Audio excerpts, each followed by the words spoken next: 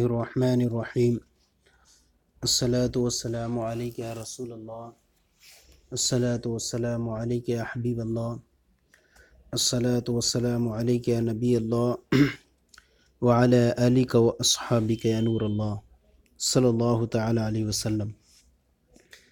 گزشتہ کل ہم نے نحو خلاصۃ الاول کی ابتدائی باتیں پڑھی جو عام طور پر آگے چل کر کے فائدہ دیں گی اور دروس کو حل کرنے میں ممد و معاون ہوا کریں گی۔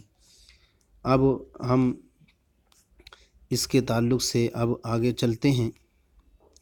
یہاں پر مقدمہ ہے اور مقدمہ اس لیے بھی آتا ہے چونکہ آگے والی کتاب کے تعلق سے وہ جو مددگار ہوتا ہے، اس میں سمجھنے میں اس میں اس تعریفات رہتی ہیں، موضوع رہتا ہے، غرض و غایت رہتی ہے اس کے اندر، تو کتاب کو سمجھنے میں یہ فائدہ دیتا ہے مقدمہ۔ تو اس لیے جو ہے کچھ بنیادی چیزیں جو ہیں کتاب کو شروع کرنے سے پہلے اس کی تعلق سے رکھی جاتی ہیں، جن کو پڑھنا بہت اہم ہوا کرتا ہے۔ لہذا آج ہم جو ہے مقدمے کی تعلق سے ابتدائی باتیں پڑھتے ہیں۔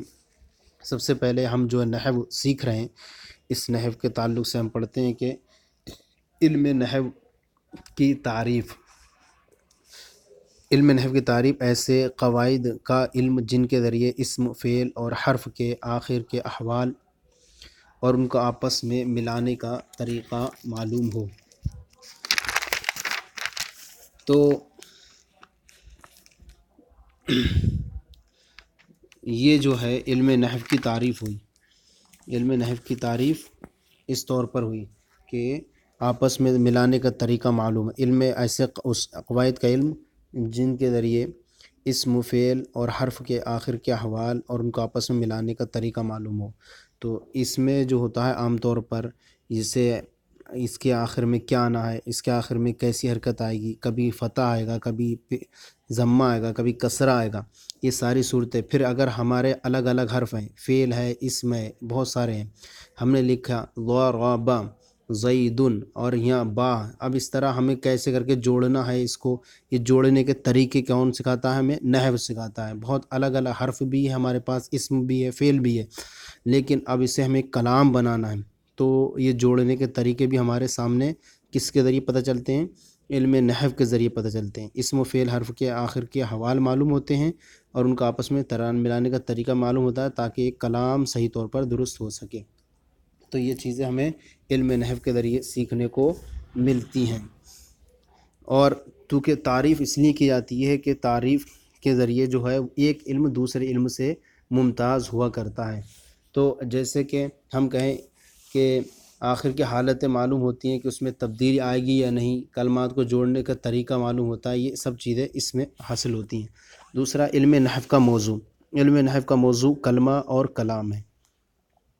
تو صرف کا موضوع صرف کلمہ ہے اور علم نحو کا موضوع کلمہ اور کلام ہے کہ نحوی جو ہیں دونوں سے بحث کرتے ہیں، صرف کلمہ سے بھی بحث نہیں کرتے اور نہ صرف کلام سے، دونوں سے ملا کر کے نحوی جو ہیں بحث کرتے ہیں۔ اس لیے اس علم کا موضوع جو ہے دو چیزیں ہوئیں، کلمہ اور کلام، کیونکہ انہی دونوں کے احوال سے اس میں جو ہے بحث کی جاتی ہے، لہذا یہ دونوں چیزیں کیا ہوں گی؟ اس علم کا موضوع قرار پائیں۔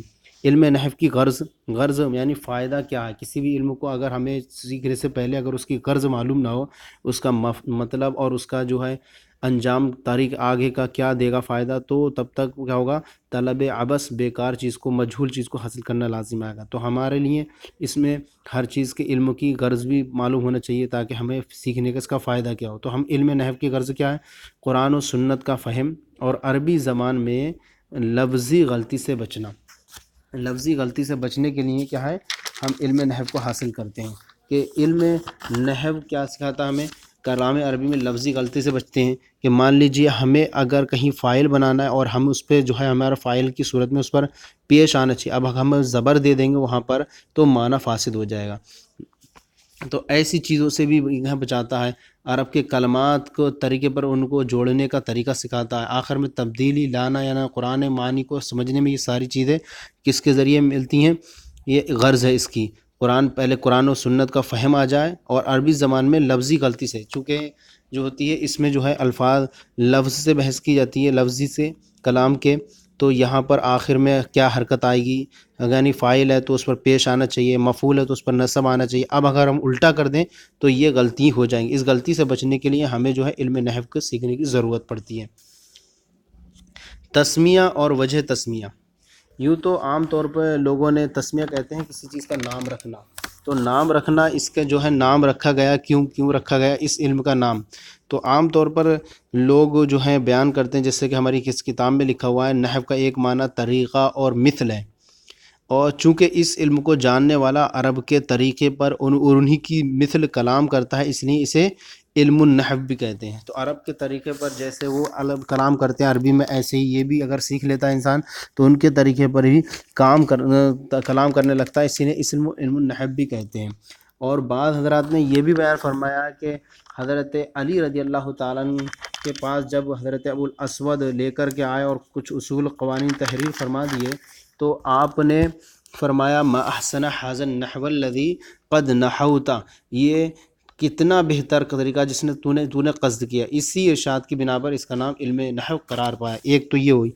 دوسرا قاعدہ نمبر 1-2 میں دیا ہے کہ اس علم میں کلمے کے اعراب سے بحث کی جاتی ہے، اس لیے اسے علم الاعراب بھی کہتے ہیں، یعنی اس میں کلمے کے اعراب سے بحث کی جاتی ہے تو اسے علم الاعراب بھی کہتے ہیں، کہ کلمے کے لاسٹ میں کون سا اعراب آئے گا، یعنی ضمہ آئے گا کہ کلمے کے آخر میں فتح آئے گا کہ کلمے کے آخر میں کسرہ آئے گا، تو چونکہ اعراب سے ساری بحث ہوتی ہے کہ یہ کون سی حالت میں اس کا اعراب، کون سی رفع ہے کہ مجرور ہے کہ مرفوع ہے، تو یہ ساری حالت اعراب سے بحث ہوتی ہے اس میں، اس لیے اسے علم الاعراب بھی کہتے ہیں۔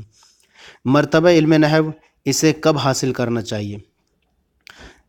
ویسے تو علم نحو علم صرف کے بعد اور علم بلاغت وغیرہ سے پہلے حاصل کرنا چاہیے۔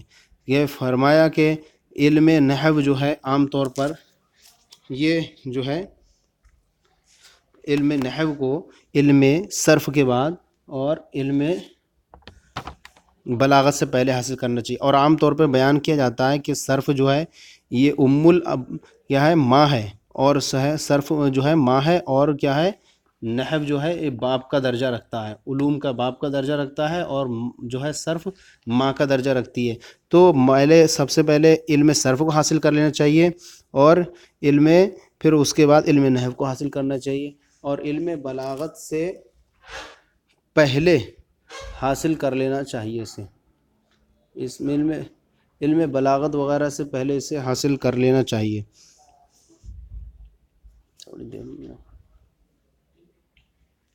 اور اسے علم بلاغت سے پہلے حاصل کر لینا چاہیے اسے۔ تو اب یہاں پر ہو گیا علم نحو کا حکم۔ علم نحو کا حاصل کرنا واجب علی الکفایہ ہے، یعنی اگر کوئی بھی حاصل نہیں کرے گا تو اس کے اوپر کیا ہے حکم وجوب باقی رہے گا، لہذا اگر کسی نے بھی ایک حاصل کر لیا تو سب کے اوپر سے کہ واجب علی الکفایہ کا حکم ساقط ہو جائے گا۔ ویسے تو اس علم نحو کی اتنی فضیلت ہے کہ عام طور پر منقول ہے کہ یہ علم نحو کے بارے میں کہ اس کی فضیلتیں بہت ہیں، کہ فرماتے ہیں کہ ایک امام ابو العباس ثعلب نحوی نے ابو بکر ابن مجاہد مقری سے اپنے دلی جذبات کا اظہار کرتے ہوئے ارشاد فرمایا، کچھ لوگ وہ ہیں جنہوں نے قرآن کریم کی خدمت کی کہ اس کی تفسیر لکھی، اور کچھ لوگ وہ ہیں جنہوں نے احادیث کی خدمت کی کہ ان کو روایت کر کے دوسروں تک پہنچایا اور ان کی شروحات لکھی، اور کچھ لوگ وہ ہیں جنہوں نے فقہ کی خدمت کی۔ یہ سب کے سب فائز المرام ہوئے، اور میں علم نحو میں مشغول ہو کر زید عمر کرتا رہا، میرا آخرت میں کیا حال ہوگا۔ حضرت ابو بکر ابن مجاہد رحمۃ اللہ علیہ فرماتے ہیں کہ میں اسی رات اپنے گھر آیا تو خواب میں سید عالم صلی اللہ علیہ وسلم کی زیارت سے مشرف ہوا۔ آپ صلی اللہ علیہ وسلم نے حکم فرمایا کہ جاؤ اور ابو العباس سے ہمارا سلام کہنا، اور ان سے کہنا انتا صاحب العلم المستطیل، تم وسیع علم والے ہو کہ قرآن و حدیث کا فہم علم نحو پر موقوف ہے۔ اس کا ایک تو مرتبہ اس طور پر بھی معلوم ہوا اس کا۔ اب علم نحو کا حکم یہ ہو گیا، ما بہ الاستمداد، وہ چیز جس سے نحو کے قواعد بنائے اور ثابت کیے جاتے ہیں۔ نحو کے قواعد کیسے بنائے جائیں گے؟ مابل استناد میں مراد بیان کر رہے ہیں کہ نحو کے قواعد بنانے ان کو ثابت کرنے کے لیے قرآن و حدیث اور خالص کلام عرب سے مدد لی جائے۔ تو خالص جو کلام عرب ہو، اسی طرح سے عام لوگوں کے کلام میں اگر کوئی واقع ہوتا ہے، کوئی جملہ اچھا، تو اس سے جو ہے ہم اس کو معیار اور اس کو ہم دلیل نہیں بنا سکتے، بلکہ ہم اس کے لیے قواعد بنانے کے لیے قرآن پاک کو رکھیں گے اور حدیث پاک کو رکھیں گے کہ اس حدیث پاک کے اندر، قرآن پاک کے اندر اس کا کیا اعراب آیا، اس کا کیا حکم ہے۔ تو اسی کو دیکھتے ہوئے، اسی کی روشنی میں ہم جو ہے علم نحو کے قواعد وغیرہ کو بناتے ہیں، تو اس سے مدد لی جائے گی۔ کسی عام طور پر یہ عام انسانوں کے کلام کو اس میں دلیل بنا کر ان کے کلام سے جو ہے نحو کے قواعد کو بنایا نہیں جائے گا۔ علم نحو کا واضح، علم نحو کو بنانے والا، یعنی یوں تو ہر علم کو کسی نہ کسی کی طرف منسوب کیا جاتا ہے کہ کسی نہ کسی نے بنایا، لیکن ہمارا علم نحو ہے، اس کو بنانے کے تعلق سے علم نحو کے واضح میں 3 لوگوں کے نام آتے ہیں کہ پہلے خلیفہ ثانی سیدنا عمر خطاب رضی اللہ تعالیٰ نے اس علم کو مدون فرمایا اور اس کی ایجاد کی، کہ اس طور پر کہ آپ کے بارے میں منقول ہے کہ اس علم کا ایجاد حضرت سیدنا عمر فاروق اعظم رضی اللہ تعالیٰ عنہ کے دور خلافت میں ہوئی، اور اس کی وجہ یہ ہوئی کہ ایک شخص آپ کی بارگاہ میں آ کر یہ آیت کریمہ ان اللہ بریء من المشرکین ورسولہ کو بجائے لام کے زبر کے زیر کے ساتھ پڑھ دیا، جس کا معنی یہ تھا کہ اللہ تعالیٰ نعوذ باللہ اپنے رسول سے بری ہے اور مشرکین سے۔ ظاہر ہے کہ یہ معنی فاسد تھے، جبکہ قرأت مشہورہ میں رسول جو ہے لام کے فتح کے ساتھ تھا۔ اس صورت میں معنی ہوتا ہے اللہ تعالیٰ اور اس کے رسول مشرکین سے بری ہیں، یہ بلا شبہ درست تھا۔ فی الحال آپ نے اس کی اصلاح تو فرما دی، لیکن اس فکر میں مبتلا ہو گیا کہ یہ اہل زبان ہے اور یہ زمانہ بھی رسول کی ظاہری حیات سے قریب تر کا ہے۔ جب اس سے غلطی واقع ہو سکتی ہے تو جو لوگ اہل زبان نہیں، ان سے غلطی سرزد ہونا کوئی تعجب نہ ہوگا۔ اس لیے سیدنا عمر فاروق اعظم رضی اللہ تعالیٰ نے ایک مختصر خاکہ علم نحو کا تیار کیا اور چند اصول و مسائل وضع کیے، پھر اور وہ مثلا الکلمۃ ثلاث اسم و فعل و حرف کل فاعل مرفوع و کل مفعول منصوب کل مضاف مجرور، یہ علم رفتہ رفتہ تدوین پاتا رہا۔ تو اس اعتبار سے جو ہے سب سے پہلے نحو کے واضح میں حضرت سیدنا عمر بن خطاب رضی اللہ تعالیٰ عنہ کا نام آتا ہے۔ دوسرے جو ہے علم نحو کے واضح میں خلیفہ ثانی، خلیفہ رابع حضرت سیدنا علی بن ابی طالب رضی اللہ تعالیٰ عنہ کا نام آتا ہے، کہ آپ کو اس طور پر کہ جب ایک مرتبہ حضرت ابو الاسود رضی اللہ تعالیٰ بقدر کے حضرت ابو الاسود رضی اللہ تعالیٰ عنہ فرماتے ہیں کہ علم نحو کے بعد حضرت امیر المومنین رضی اللہ تعالیٰ عنہ ہیں، جب حضرت ابو الاسود ظالم بن عمر بن جندل دوئلی بیان فرماتے ہیں کہ میں امیر المومنین سیدنا علی مرتضیٰ رضی اللہ تعالیٰ عنہ کی خدمت میں حاضر ہوا، دیکھا کہ آپ کے دستے مبارک میں ایک رقعہ ہے اور آپ کسی فکر میں ڈوبے ہوئے ہیں۔ سبب دریافت کیا تو فرمایا کہ میں نے کلام عرب میں غور کیا تو محسوس کیا اس میں عجمیوں کے میل جول کی وجہ سے غلطیاں ہونے لگی ہیں، اس لیے میں نے ایسے اصول و قواعد وضع کرنے کا ارادہ کیا جن کی طرف لوگ رجوع کریں، اعتماد کریں۔ پھر آپ نے وہ رقعہ مجھے نازل فرمایا، اس میں اسم و فعل اور حرف کی تعریف لکھی تھی، ساتھ ہی زبانی طور پر بعض اسماء وغیرہ کی نشاندہی فرماتے ہوئے فرمایا تم تلاش و جستجو سے اس میں اضافہ کر دو۔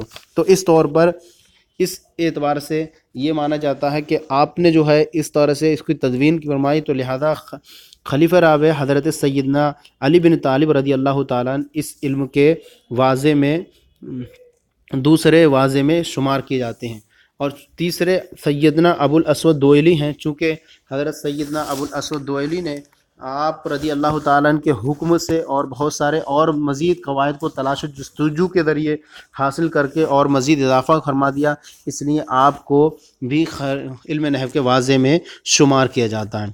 اتنا ہو گیا۔ اب یہ علم جو ہے تدوین پاتا رہا، پھیلتا گیا، کوفہ اور بصرہ میں پھیل گیا اور یہ ترقی کرتا رہا۔ چونکہ حضرت علی رضی اللہ تعالیٰ عنہ کا دارالخلافت چونکہ کوفہ تھا، اس لیے اس علم کو کوفہ اور بصرہ میں کافی عروج ملا اور بڑے بڑے علماء وہاں کے پیدا ہوئے جنہوں نے اس علم میں بکثرت کتابیں بھی لکھیں اور بہت سارے جو ہے اس میں اور مزید نکھار پیدا کیا۔ تو اس طرح سے 2 حصوں میں جو ہے یہ لوگ تقسیم ہو گئے، جن میں سے کچھ بصریین کہلائے اور کچھ جو ہے کوفیین کے نام سے یاد کیے جانے لگے۔ تو اب یہاں پر مشہور نحات یعنی اس علم کے مشہور ائمہ اور ماہرین کون کون ہیں جنہوں نے اس علم میں جو ہے کام کیا اور اسے اور مزید ترقی کی طرف گامزن کیا؟ تو اس میں بصریین میں سیبوے، خلیل، یونس، اخفش، قطرب، مازنی، زجاج ابن کیسان، صرافی، فارسی ابن جنی، ان کو بصریین کہا جاتا ہے۔ اور کوفیین میں کسائی، مبرد، فرا، ثعلب اور محمد الانباری یہ ہیں جنہوں نے اس علم میں مزید نکھار پیدا کیا۔ تو یہ اس طرح سے کوفی جو ہے نحات میں شمار ہوئے، تو اس طرح ان کو کوفیین کہا جاتا ہے۔ تو اس طرح سے جو ہے ہماری ابتدائی بنیادی باتیں جو علم نحو کے تعلق سے تھے وہ آج مکمل ہوئی۔ انشاءاللہ آئندہ سلسلے میں جو ہے علم نحو کے تعلق سے جو ہے اب اسباق کا سلسلہ شروع رہے گا۔ اللہ تعالی ہم سب کو علم و عمر میں بے شمار برکت عطا فرمائے۔